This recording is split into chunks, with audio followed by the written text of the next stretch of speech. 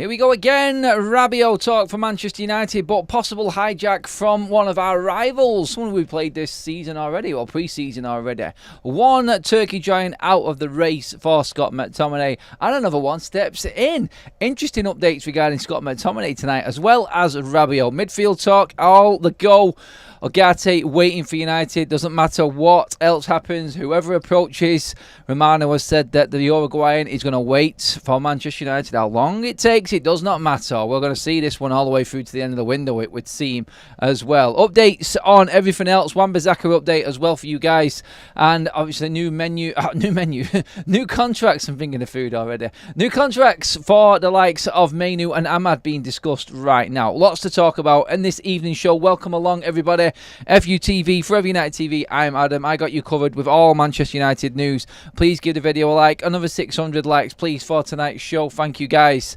And let's get subscribing as well if you are tuning in for the first time and you want to be updated constantly with all Manchester United news over this transfer window. I'm your guy. I will cover absolutely everything in detail. Let's get straight into the show. Let's get your opinions on everything that's going down Manchester United. Get in the live chat, everybody, please. I want to talk about Rabiot first of all and where this story has come from. Team Talk have been talking. So, Manchester United have talks scheduled this week with Rabiot. We talked about Manchester United on Thursday discussing terms with Adrian Rabiot, a possible deal worth between 130 and 150 a week in wages, free transfer, but a bonus sign-on or signing-on fee or something along them lines. We all thought, you know what?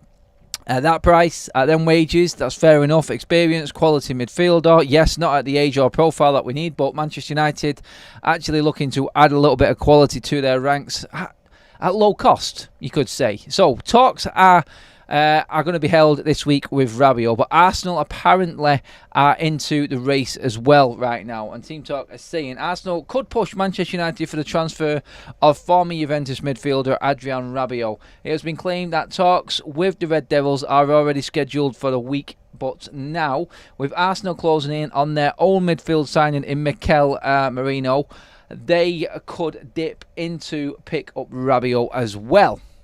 Team Talk say Arsenal are now strong contenders for the Frenchman, and that Real Madrid and Atletico are also keeping tabs. I don't think we're going to see Madrid coming for him, no. He would like to play in the Premier League though, and the financial might of United and Arsenal puts them in a good position. So that's where we're at with Adrian Rabiot. Are you guys concerned if we lose out on Rabiot? We talked about Scott McTominay going. I'm going to touch on him in a minute, and Rabiot being a automatic replacement. We talked on the earlier show today about Rabiot giving us an option as a number 8 alongside Kobbie Mainoo. So are you gutted that Rabiot could be going? We could lose it. To be honest, and it's not so much are you gutted. Like, the talks are talks. At the end of the day, he's not our player, so we're not lost anything yet. But would you be disappointed if United lost out to Arsenal? Why are Arsenal going in for him? Should we not be pipping them too? The signing of Rabiot. Let's be honest, we need midfielders probably more than what they do right now. They need forwards. And obviously with their signings, Moreno coming in and everything else that they've already got in their midfield, then surely Manchester United, if we're going to close this gap, we need to be pipping teams like Arsenal to the free signings of Adrian Rabiot. So, yeah, for anyone who isn't rating Rabiot right now, just look at the football clubs that are in for him.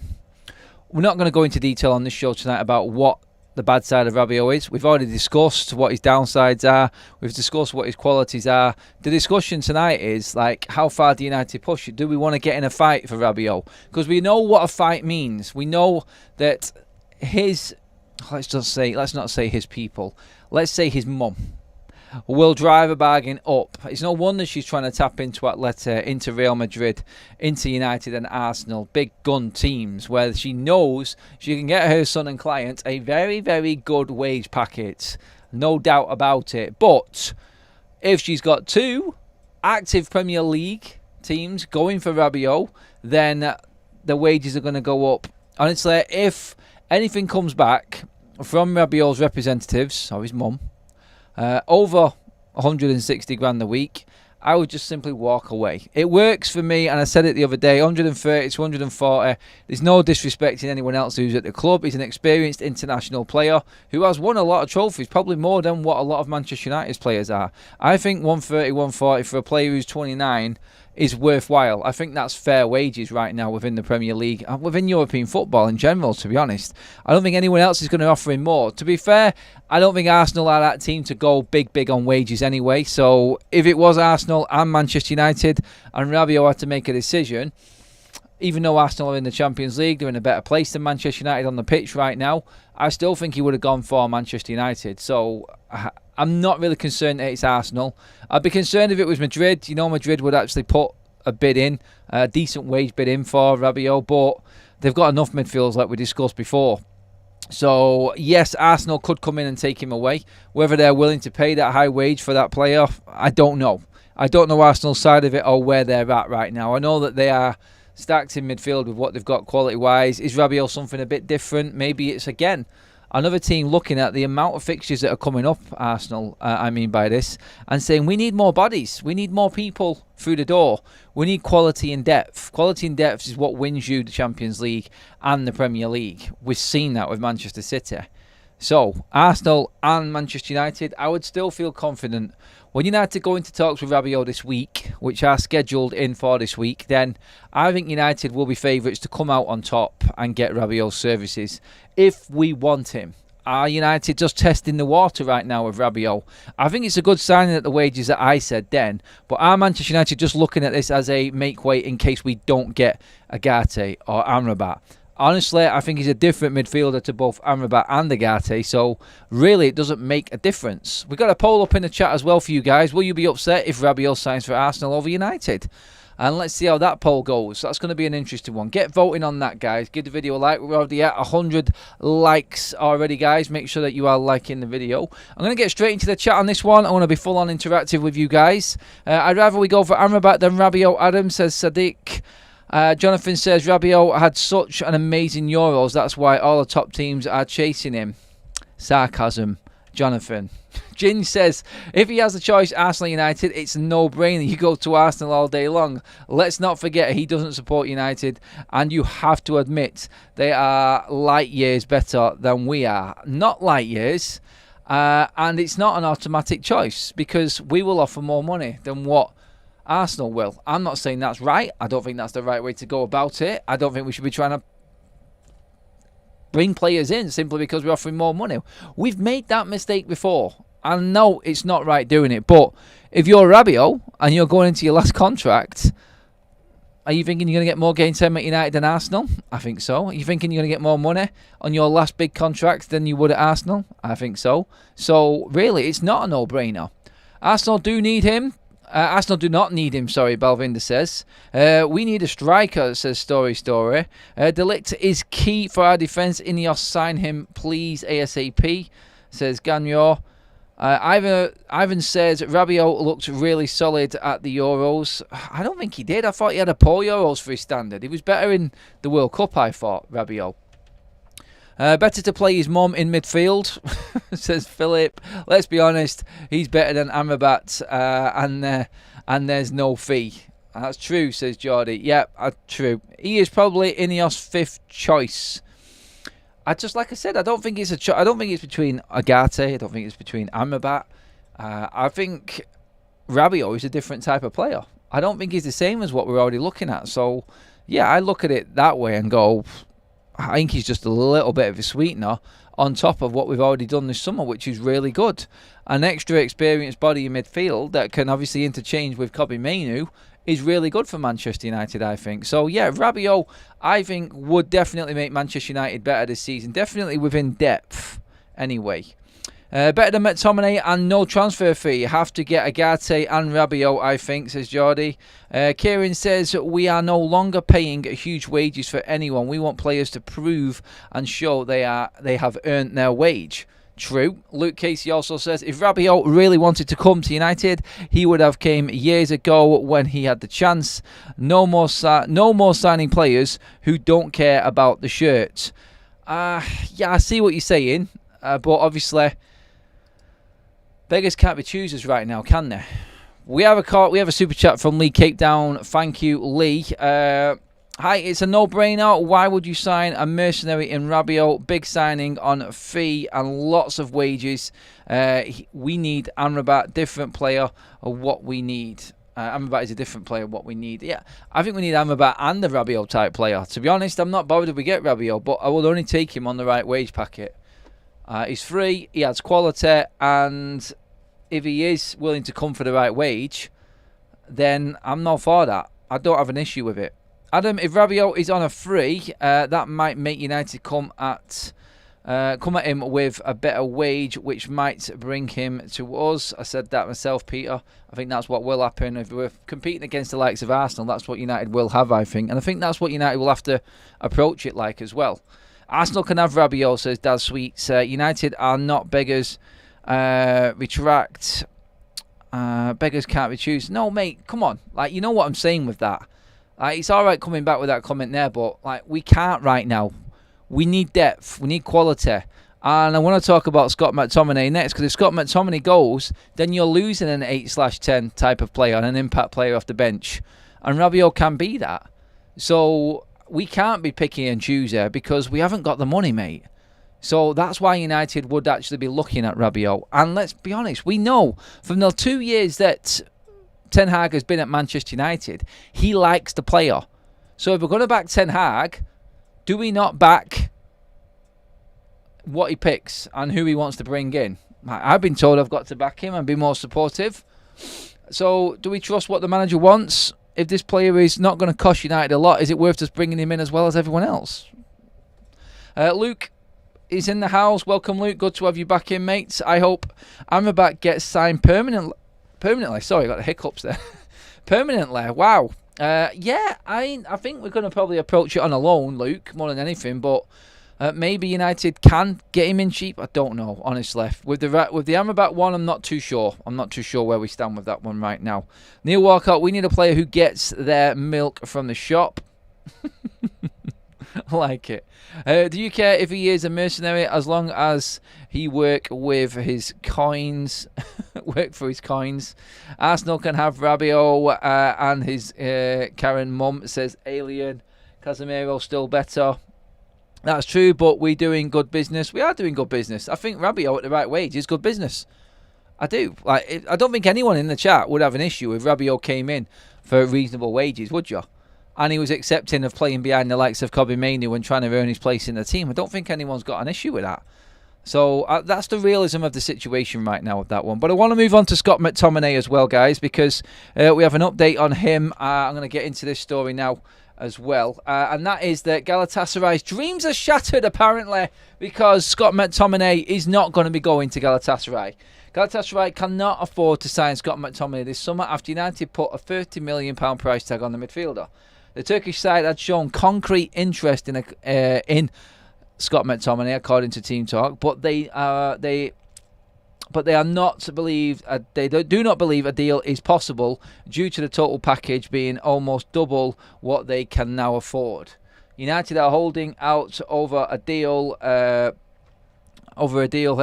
In fact, it is Kevin Phillips that could be the alternative to Scott McTominay for Galatasaray. Calvin Phillips, not Kevin Phillips, Adam. Jesus. Calvin Phillips for less than Scott McTominay. Oh, God.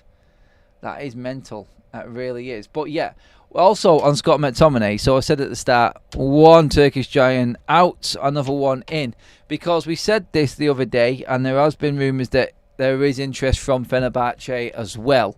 And Jose Mourinho. I said it the other day. Jose Mourinho loves Scott McTominay, and I'd be absolutely amazed if he doesn't even try testing the water around Scott McTominay coming to Fenerbahce and tries to sign him. So Fenerbahce have made an approach. Well, again, they're just testing it out to see where they are at with finances and if they can afford Scott McTominay. We know that Fulham are in pole position. We know that Spurs are looking into Scott McTominay as well. We can't see that. Fulham are expected to make another bid and are very, very confident going off the news we spoke about this morning about getting Scott over the line. So, yeah, we are looking at a deal in the offing. Just determining which way Scott McTominay goes, I think, is the one thing we're waiting for, really, in this one. Welcome to the Members Club, Luke Casey, you legend, mate. Thank you so much. Peter says, also, if we get to, say, third or fourth place and get to the Champions League, we can maybe get better players in as well. Next season, we will. So, if we're getting rid of players like Scott McTominay this summer, then we're bringing in players for less in midfield, like we said before this summer. Then that really frees up a little bit of money for us next summer to bring in someone even better, does it not? That's how I look at it anyway, and I feel like Manchester United will be playing the long game with this regarding the midfielders. But Scott has to go. We know this. This is the last chance United will have to sell Scott McTominay, and I think all of the signs are very, very clear that United are all but willing to get rid of Scott McTominay. Very willing to get rid of Scott McTominay, and it's just a case now this week who comes in with that bid. Fenerbahce, will they test the waters and test Fulham's resolve with another bid? Can Fenerbahce actually afford Scott McTominay? That's the question. Like we've said before on other shows, and a lot of people have brought it up in the comment section as well, the Turkish league isn't full of money. It's not the richest league in the world. Can they afford Scott McTominay at 30 million in total? Let's not forget, that's a lot of money for a Turkish side, and it will be getting close to, like, I think, pretty much breaking records really for players going in at that price. So does Jose Mourinho fully believe in Scott McTominay to go all the way in and challenge Fulham? Fulham are still way ahead. Fabrizio Romano has come out himself on his YouTube channel and said, Fulham and Scott McTominay, here we go this week. Those were his words, and we have to sort of look at that and go, okay, we are very, very close, clearly, to a lot of deals. In fact, while we was live at lunchtime, I asked my guy who, let's just say the guy in the know, who gives us a lot of information regarding Manchester United stuff from Carrington. He said regarding the Mazraoui medical, he's not sure if the medical is booked in for a certain date, but there are several offers, he was told, and several deals which are waiting for the go right now. This could be an absolute mega week for Manchester United going into this week ahead now before the Community Shield against City. And I think that's what we've all been expecting. Like, we know that there's deals close to being completed. We know that there's players that are waiting for Manchester United. We spoke earlier on today, Amrabat, UGARTE. We've got Mazraoui and De Ligt all happy to come to Manchester United. All signed, well, not signed, but all agreed personal terms with Manchester United. This is all in the offing and very close to being completed. So we're just waiting for Manchester United to pull the trigger, basically, on all of these deals. Fabrizio Romano has also come out and said that UGARTE is just waiting it out. Well, he knows that this could last all the way through till the end of the transfer window. He hasn't got a problem being professional. He hasn't got a problem playing for PSG if needed in the early games of the season leading up to the end of the transfer window. I think Manchester United are comfortable with the position as well, and it's whether or not Manchester United, if it gets to the latter stages, go all in and say yes to PSG on their terms, because United are not willing to pay Bayern Munich's fee for Matthias de Ligt. We touched on that earlier on. It's exactly the same scenario with UGARTE going into the end of this window, but United will wait as long as it takes to get UGARTE. If the bid doesn't change, if what PSG want doesn't change and United won't offer anywhere near what PSG want, and Romano has said they're not ruling out the loan with obligation again on his channel, so that's still in the offing. It's completely in United's hands this right now and what they want to do, because like we said, we've got Amrabat, who we spoke about earlier on, waiting and feels confident United will come back into him. So something has to have been said regarding Amrabat for him to feel confident that United are going to be coming back in for him. But we'll see how that one develops. But I feel like United are ready to go. Okay, Sofian, in you come. UGARTE, we're leaving it there. We're not going down that road.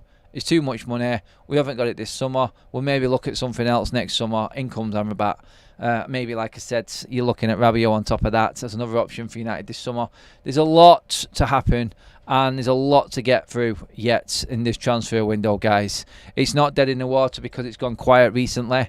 It's far from it. We're about to hit absolute bonanza time, basically. Give the video a like, guys. We're slowly creeping up to the 200 mark. Come on, guys. You've been epic all day. Let's not let it down. And the last video of the day as well. I'm only joking, you guys. Just give the video a like if you're enjoying the content.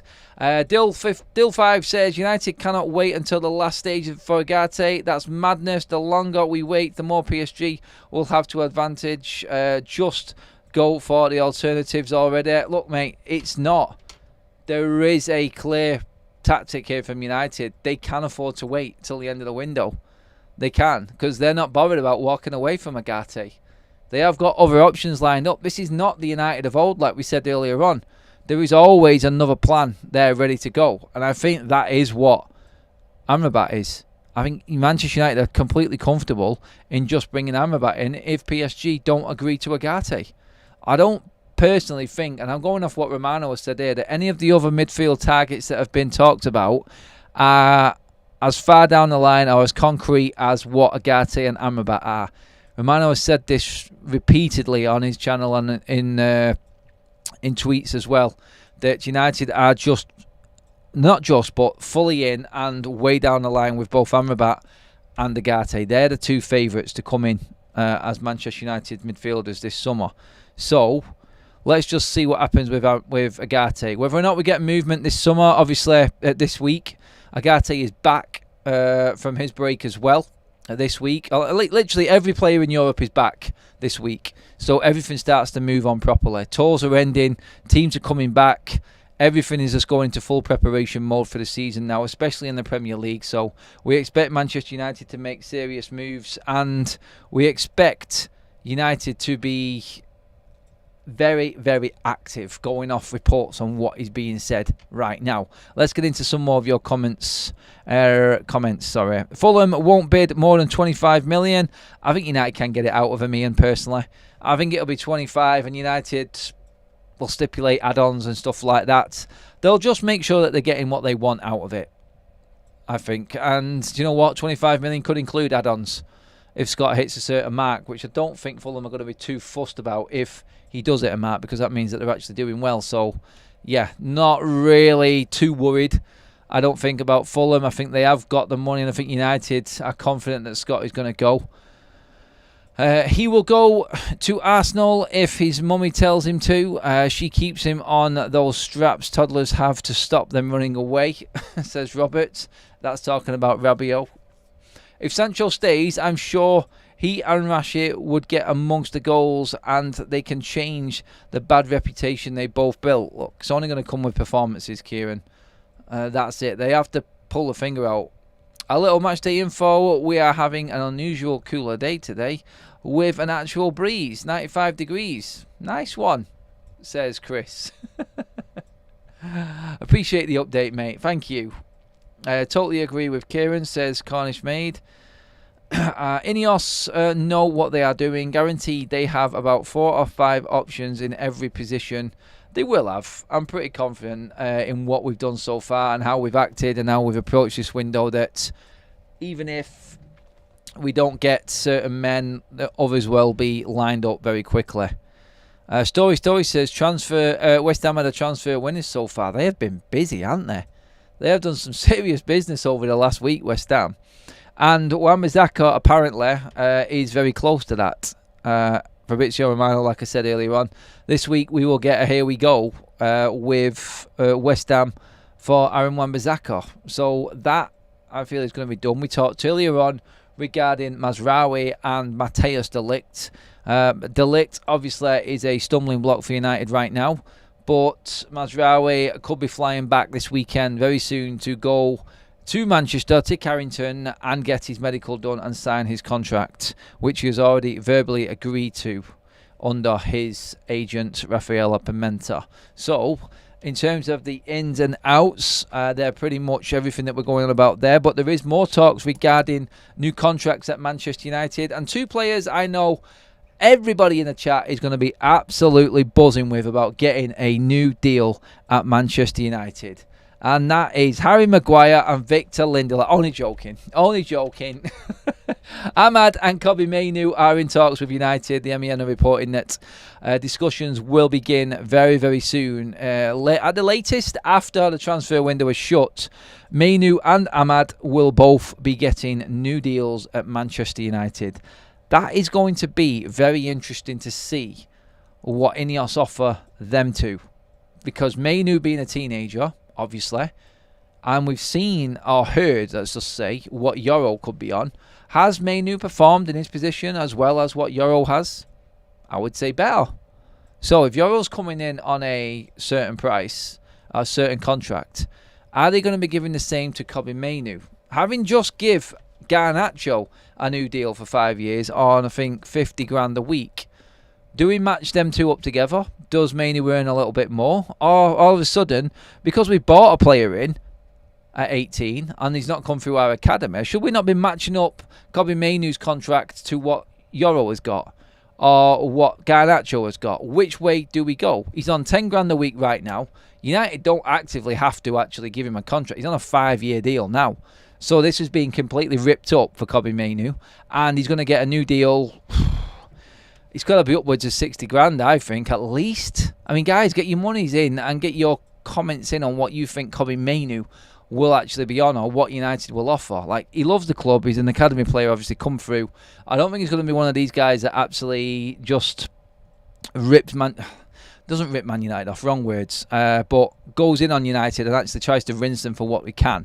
What is fair price for Kobbie Mainoo a week, guys? Comparing Garnacho on 50 bags, we're hearing that Euro is over 100 grand. So which way do we go? I think Kobbie Mainoo had a better season than Garnacho and Euro last season. So should he be on more? Interesting one. Jake's saying 50k, Mainoo 50 to 60k. A few people saying 45 as well. I can see all the chat coming in. 80k, says James, for Kobbie Mainoo. 80 grand a week. Interesting. Very interesting. 55k, 90k, 75k, 90k. There's plenty of people giving their opinions on this one. Again, Gehan says Kobbie Mainoo should be on 60 grand. They can slowly increase it over seasons. I think he'll get that base rate slowly increase with incentives and everything like that. In terms of Ahmad, guys, what are we saying for Ahmad? Do we think that Ahmad is worth more? Obviously, he's older. So, what do we say? Honestly, I don't know with Ahmad. I don't know what he would get. I think, again, you're looking at 60, 70, surely, for Ahmad. I think that's fair. Or is he worth more? Like, he's only come in, and it's not his fault, obviously, that he's only just started playing, but he's only just started performing and showing up in the last few games of the season. So what does that warrant? It's a difficult one because he's just not played games. It's really difficult. Adam, are you and Kaz going to the Community Shield? No, we're doing a watch-along on TIFO, guys. There is a link in the chat. There is a link in the description as well, everybody. In fact, I am going to pin the... I'm going to pin the link right to the top of the chat, guys. So please get onto that link. Click on the link and away you go. Straight in. That's our watch-along platform for the new season. It does kick off for the Community Shield a week tomorrow from Wembley. Manchester United versus Manchester City. Hopefully we'll get plenty of you guys involved on that. Don't be handing out high wages to our younger players. We need to keep them hungry to succeed. Have the mods been on gardening leave? It says can't compete. Where is everyone? He's saying. Alien is the only one going to the Community Shield. Yes, I think you are going, aren't you, Pete? You are. Tony, could be 30 plus goals in a Man United shirt. Take the gamble. We haven't really got the money, Balvinder, to buy Ivan Toney, I don't think. We need to sell Jadon Sancho to bring any more forwards in. And again, like we said, if we're waiting it out till the end of the window for UGARTE, then you're automatically adding in Jadon Sancho to that situation as well. So, looking at it, I would say watch this space with Jadon. Interesting to see if he plays any of the first 3 games or if he starts any of the first 3 games. That will be key to knowing where Ten Hag's head is. I don't think he will, because he's got plenty of options. And it's going to be really key to see when Ten Hag and United get back tomorrow from the tour and everyone's back in training, he'll be straight onto the blow horse, meeting up with his staff that are looking after the players at Carrington right now, finding out where the fitness levels are for the likes of Garnacho, Dalot, Mainu, obviously Xerxes as well. He's been in training now for a few weeks. So them 4 players to be added to Manchester United's options going forward, because them players will be training this weekend as well. And let's not forget, Kobbie Mainoo, Luke Shaw, Alessandro Martinez, all coming back next week as well. I don't know if, because they're so far behind the rest of the squad, whether they will be in contention for the Community Shield, or more than definitely in contention for the first 3 games of the Premier League season. Fulham, Brighton and Liverpool. So it'd be interesting to see who plays in them games. And that, I think, then we can judge where Ten Hag is at with certain players. Definitely Jadon Sancho. Definitely the likes of Ahmad and players that we're expecting to see in that front line. Garnacho coming back. Does he walk straight back in? He finished the season. He played a big part in the season, but he's not been around all summer. So is Ten Hag going to look to the players that have been working hard in pre-season? Because this is where we had a problem with Jadon Sancho last year. Jadon Sancho played most of pre-season and then got left out as soon as Anthony was available. And he didn't like that. And apparently the big spat and fallout has come from that. And the so-called favourites tag that was leaked out by the media about Manchester United. And Ten Hag picking players that he knows and wants on his side. No matter how well other people train or did in pre-season, Ten Hag definitely lost control of that dressing room a bit in pre-season. And then obviously the carnage that came from the start with Jadon Sancho and everything that happened from there. So it's going to be interesting again. Can you imagine like Jadon Sancho? He's been doing all right. He's been playing in most of the games this summer. He's played in the last 3, I think, now. Obviously, we've got Liverpool tonight. And if he performs well again, then we could be looking at the same scenario, because Garnacho walks right back into that side ahead of Jadon Sancho. I don't care how well Jadon Sancho's played. So it'll be interesting to see what Sancho's reaction is to that. If Ten Hag picks Sancho, then that will throw a cat amongst the pigeons big time, I feel. So, yeah, eyes are on what Ten Hag does at the start of the season, who he picks, who's in, who's out, and I think that's what everyone's waiting to see. Let's see if we can get the likes up to 300, guys. Over 8,500 in the room with us right now. Please give the video a like. Let's get them totaling up, everybody, please. Let's get into your comments as well. Jadon Sancho want to play left wing, not right wing. Ten Hag has said that he prefers him on the left anyway. So we're definitely going to be looking at that position for him. But that's Rashford's position as well. Garnacho plays there as well. So effectively, he's behind them. Does he want to fight it out on the right with Ahmad? I don't think there'll be many Man United fans that are comfortable seeing Ahmad sat on the bench and Jadon Sancho starting games. Definitely not. I don't think anyone's really bothered between Sancho and Antony, but when it comes to Garnacho, when it comes to Ahmad and Jadon Sancho getting in front of them two, I think that's where you start getting a little bit of the unsettledness within the fan base again, and like, are we falling down the same old rabbit hole here again with playing these so-called headache players ahead of the ones that have really deserved it? We're talking about giving Ahmad a new contract off the back of being second choice all season because he's had a good end to the season.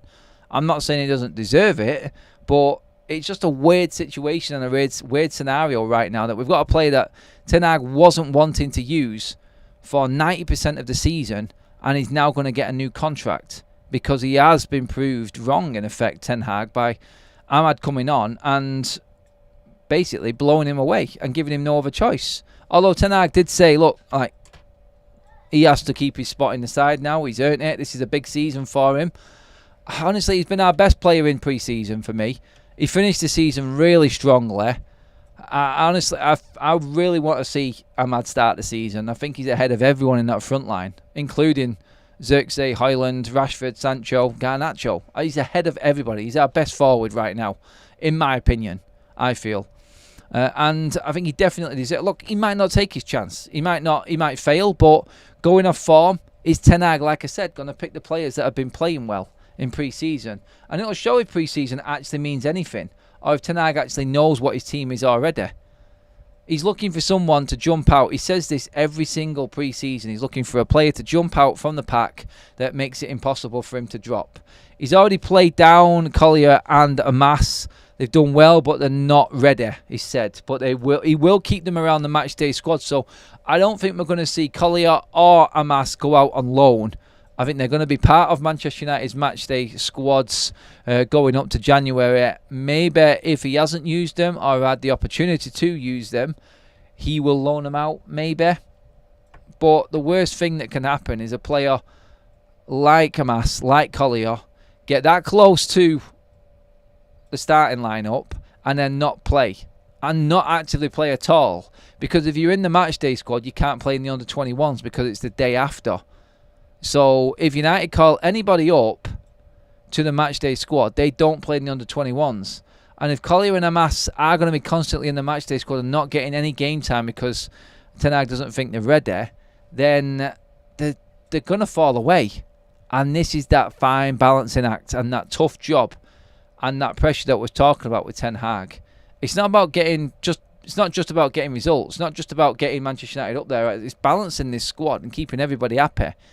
Because there are good young players coming through that probably deserve a chance in certain games. Will they get it? That's the question I'm asking. Will they get that chance to go out and play for Manchester United in that first team? Or are we going to be using everybody else? Like Amas has got Malacia and Luke Shaw in front of him. Difficult.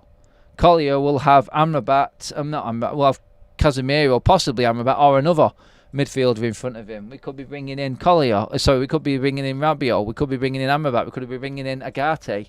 He's going to be behind quite a few decent players. So is he going to get the opportunities off the bench? He needs to make sure that these players do get game time. They do. I think Wheatley will get a loan move. I don't think he is out and out ready for Ten Hag right now. I think he's in, like, with Collier, Amas and Wheatley, they're the standout and the ones that everybody's talking about from the academy. I don't think any of them are pushing Ten Hag right now to start the season. I think Ten Hag has got enough options. Just going off how Ten Hag usually is, by the way, there. I'm not saying that these players aren't good enough to come in. I think they're all knocking on the door. But I just think Ten Hag has got other options first. Everyone is allowed an opinion, even if it's different than yours. People don't have to want Rabiot. That was Louise going on to Winston. Still need to clear out before the young lads will get a start. True. I think it's going to help with the likes of Palestre, Hannibal, Lindelof, Aaron Bissaka, Scott McTominay. Them 5 go. Then you're looking at plenty of room within that squad. And possibly you will see a Wheatley, a Collier, and a Amas coming through the ranks. Let's not forget, we've got Obi Martin as well. Obi Martin, by the way, is apparently going to be signing and finalising his contract at Carrington this week, Monday or Tuesday.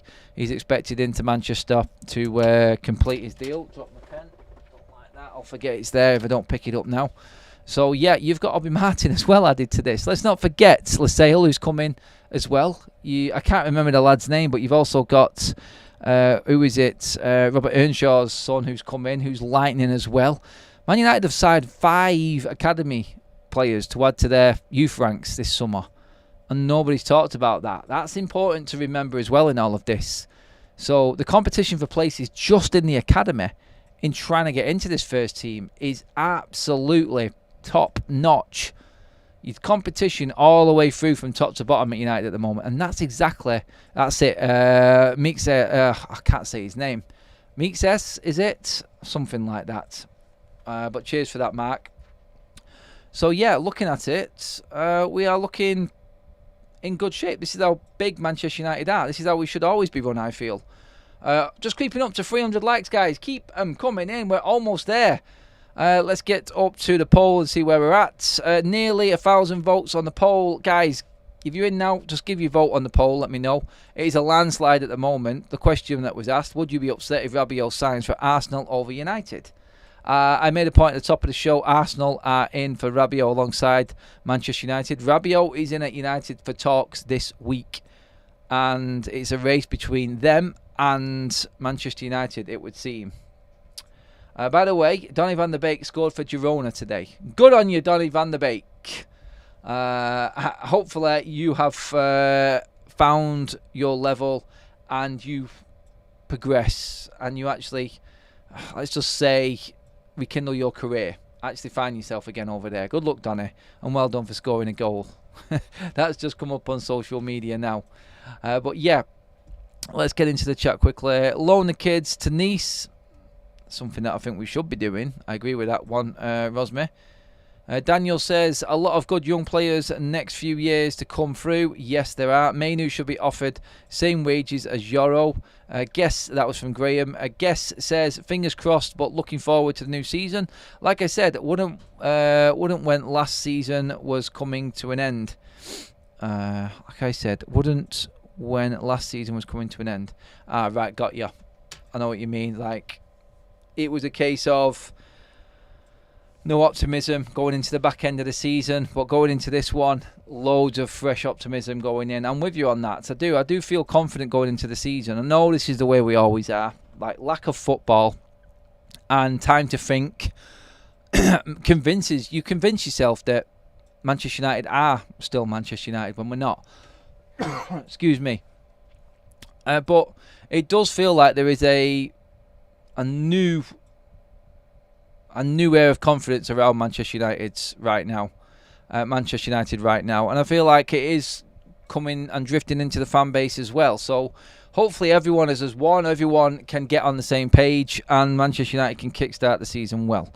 Look, guys, that will finish us up for tonight. We'll have plenty to talk about tomorrow, early doors, because Man United are playing Liverpool later on. So we'll have all the updates from after the game. Hopefully, touch wood, fingers crossed, no more injuries. Last game of pre-season before the Community Shield anyway. We get everyone back, and then no more commercial, no more fanning around over in the States for pre-season. It's all proper football from this point on. So, guys, that is it. Thank you so much. New members, super chats, current members and mods, thank you so much for all your work throughout the day. Let's end the poll there on Rabiot. 73% of you guys think that, say you would not lose any sleep or be concerned if Arsenal beat United to the signing of Adrian Rabiot. Thank you, guys. Tifo is in the links. That's our watch-along platform. We will be doing all the watch-alongs from the Community Shield onwards, away from home and Old Trafford, because I do go to the home games, as you know, and the content will continue as normal there. But yeah, guys, that is us all finished. Thank you so much for tuning in. Legends, a lot of you. Great day. We got through quite a lot. And it will continue tomorrow. We'll be back at 8 o'clock in the morning to round up what's happened from the States. United playing Liverpool tonight. All your updates in the transfer market and any extra news that's come from America. The team will be flying out straight after the game. So, yeah, back to normal after this evening. I cannot wait. The countdown to the season is well and truly on, guys. Have a great evening, and I will see you all first thing in the morning. Have a good one, people. See you later.